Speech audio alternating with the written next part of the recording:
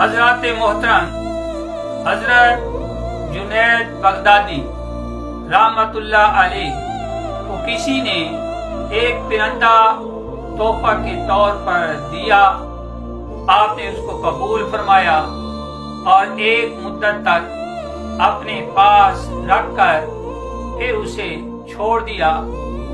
لوگوں نے دریافت کیا کہ آپ نے پرندہ کو ایک مدت تک اپنے پاس رکھا اور پھر اس کو چھوڑ دیا، اس کی کیا وجہ ہے؟ تو آپ نے فرمایا کہ اس پرندہ نے مجھ سے کہا کہ اے جنید، آپ اپنے احباب کی صحبت سے زندگی کے لطف اٹھائیں اور میں اس طرح بے منز آپ کے پنجرہ میں قید رہوں۔ تو میں نے اس کی یہ درد بھری آواز سن کر اس کو پنجرہ سے آزاد کر دیا، چھوڑ دیا۔ اڑتے اڑتے وہ ایک عجیب بات کہہ گیا۔ اس نے کہا کہ اے جنید، جب تک کوئی پرندہ جانور یاد الہی میں مصروف رہتا ہے تو جال میں نہیں پھنستا، جہاں اس نے ذکر الہی کو چھوڑ دیا جال میں پھنس گیا۔